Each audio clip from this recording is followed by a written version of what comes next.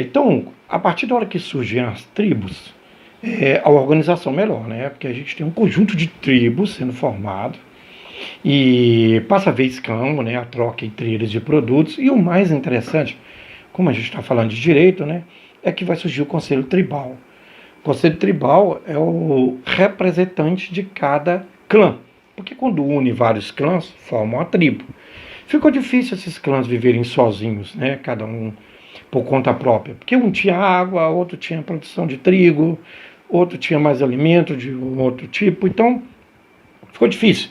Então, eles resolveram se juntar e formar as tribos. E como é que se resolvia as questões do direito, das regras entre eles, né? As regras de convivência, as regras de sobrevivência. Era feito um conselho, onde cada chefe tribal, cada chefe de clã era mandado para o conselho, e eles julgavam e faziam as leis. Então, quando alguém era julgado, independente de qual clã ele pertencia, ele ia para o conselho tribal, onde em conjunto eles julgavam. A gente tem uma evolução muito grande do pensamento jurídico aí na pré-história, porque você tem aí um conselho, já não é uma pessoa sozinha, julgando de comum acordo aquele que cometeu algum ato, né, contra a tribo. Essa evolução do clã para a tribo foi muito importante. Né? Você sai de um conjunto familiar e você agora faz parte de vários conjuntos familiares. Surgiram regras, por exemplo, como o casamento.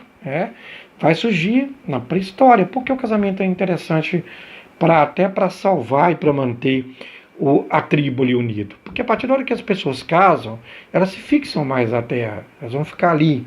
Elas vão cuidar dos filhos, vão cuidar da prole. E não tem mais aquela família rudimentar que existia no clã. Porque dentro da caverna ali, ninguém era de ninguém. Vamos falar que todo mundo ali pai tinha filho com filha, irmão com irmã. Agora não. Você começa a ter uma organização social. Lembrando, tudo muito primitivo, tudo muito rudimentar. Mas eles começaram a padronizar isso. Então a gente tem o surgimento das famílias.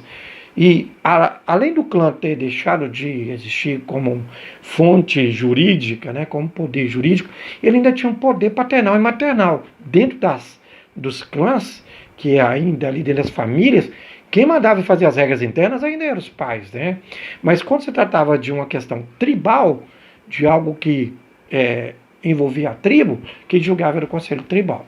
E aí começaram a também usar muito o precedente judiciário. Como eles não tinham condições de criar o direito futuro, não tinham direito o que ia acontecer, eles criavam o precedente judiciário. O que é o precedente judiciário?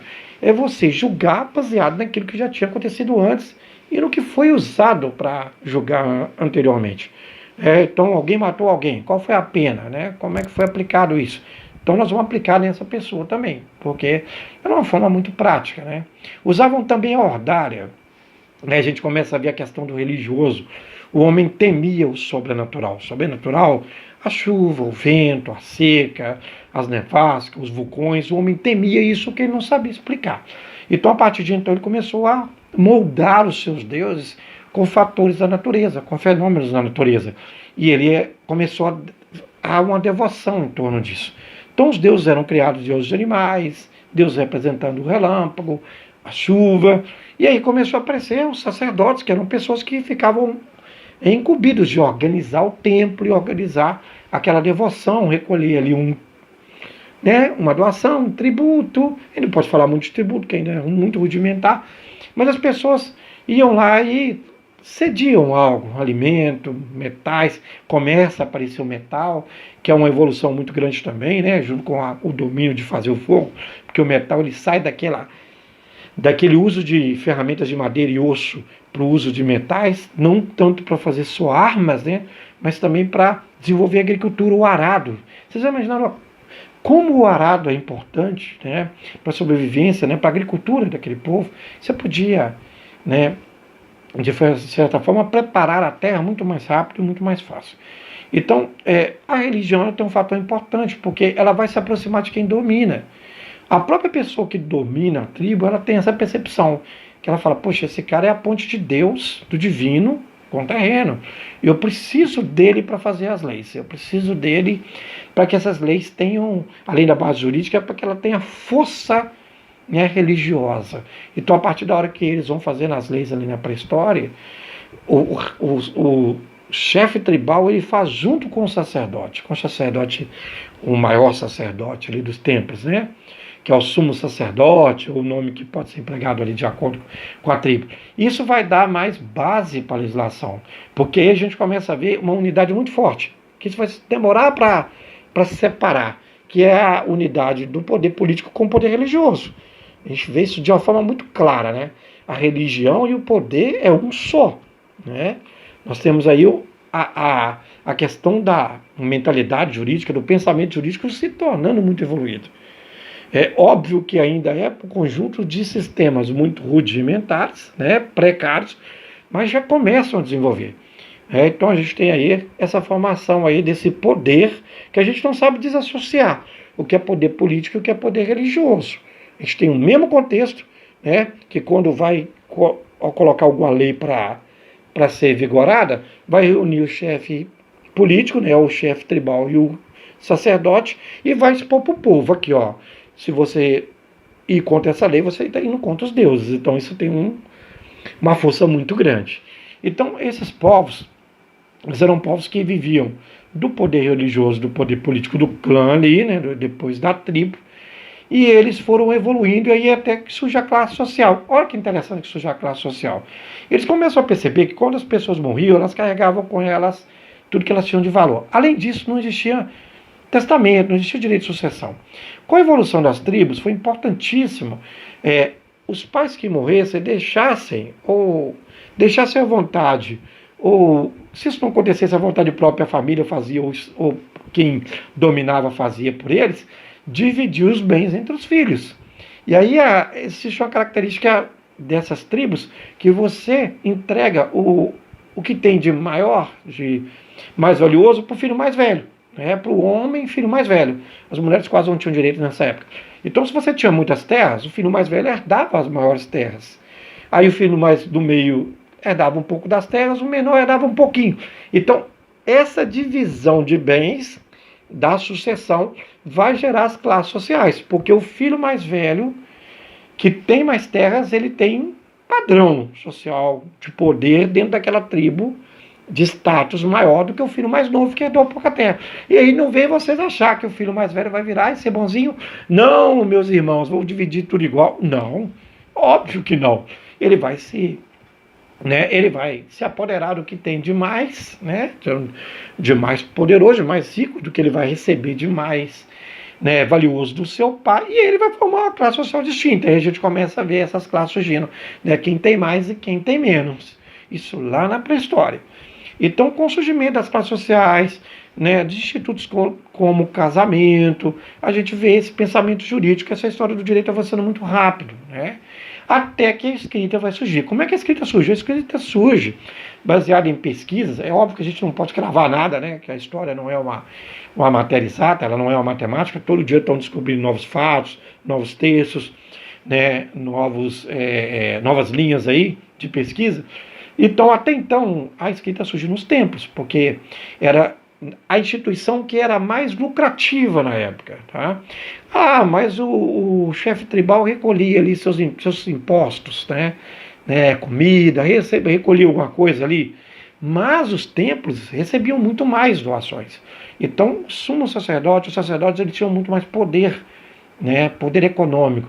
E eles precisavam de contabilizar isso. A partir da hora que eles precisavam de contabilizar isso, houve a necessidade de deixar isso escrito. Aí eles vão fazer uma ferramenta, né, à base de um cune, que é uma ferramenta de metal, de bronze, com a haste de madeira, e aí é onde eles vão riscando uma placa de argila, fazendo símbolos que eram referência àquilo que eles contavam lá no templo.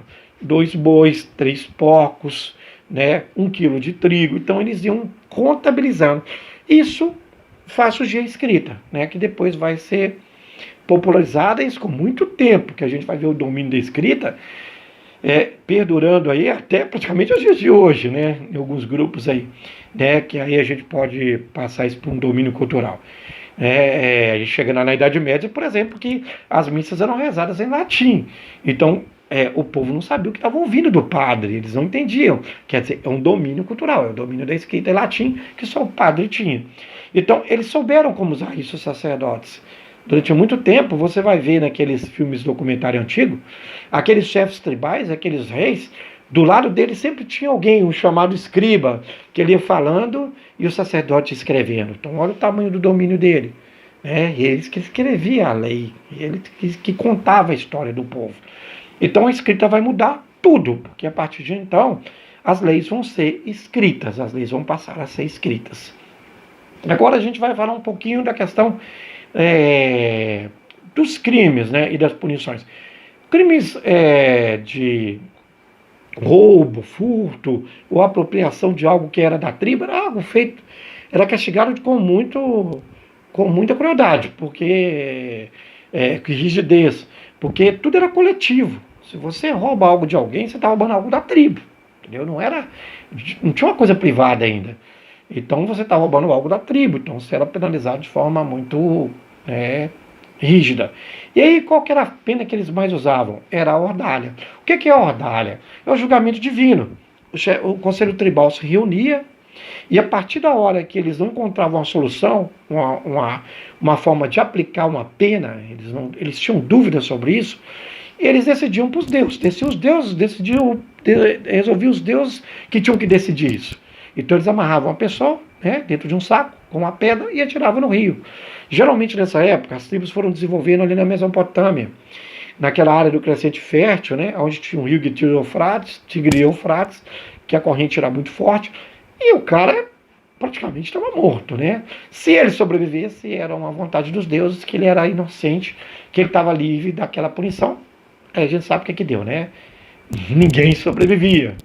Isso era importante pelo olhar do direito, porque se você for parar para pensar, vamos entender o raciocínio, o pensamento jurídico, para quem julga é muito tranquilo. O cara sai completamente com a consciência limpa. Nós tentamos, não conseguimos achar um fator em comum aqui de decisão, nós vamos jogar para os deuses sabem o que faz, vamos jogar o cara no rio, se ele sobreviver, perfeito. Os deuses querem que ele sobreviva. Agora, se ele morrer, ele era culpado. Ele era culpado e ele merecia esse castigo. Então, como todos morriam, eles iam para casa tranquilo, o povo acreditava naquilo. Então, os deuses decidiram o melhor dentro daquele julgamento ali, chamado ordalha, que é o julgamento divino. Outra também punição que era terrível era o banimento.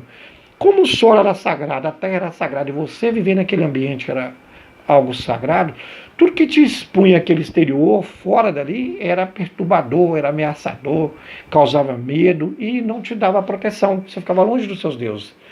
Então, talvez o cara preferia morrer do que sofrer o banimento, porque teria que ser expulso do convívio dele, expulso daquela vida que ele tinha ali, com a sua comunidade.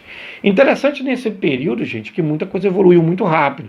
A gente está fazendo um vídeo aqui, a gente está contando uma história de milhares de anos, desde o homem solitário até o surgimento de tribos, Isso não foi do dia para a noite, Então essa consciência jurídica, essa formação desse pensamento jurídico, ele não foi do dia para a noite, mas ele evoluiu muito, contribuiu muito, porque o homem passou de ser um homem nômade, pensante sozinho, formando um clã familiar, e agora ele tem uma tribo que ela só vai crescendo até formar cidades. Quando forma cidades, que aí o que é a cidade? Lembra, o clã é um conjunto de tribo. A cidade a tribo é um conjunto de clã. Agora a cidade é um conjunto de tribos.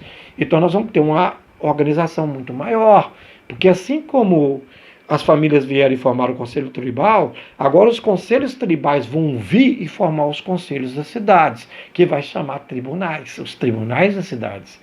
Então, cada cidade vai ter ali como seu órgão maior para criar e julgar as leis, aquele conselho da cidade que era representado pelos conselhos tribais.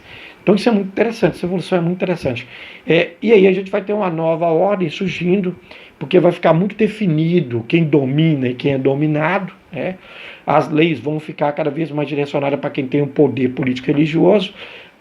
O segmento das leis, as outras leis vão ser para quem tem privilégio e benefício, para quem é importante para aquelas cidades, principalmente para as classes sociais melhores, que têm maior poder aquisitivo.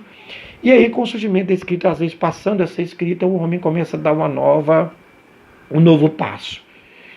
O tema para a próxima aula nossa, convido a todos vocês a participar, assistir, espero que vocês tenham gostado.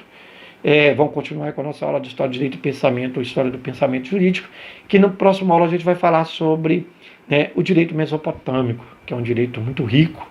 Ali a gente tem o Hammurabi, tem a Suméria, tem a Acádia, os acadianos inventaram a língua jurídica única, e eu espero que vocês gostem.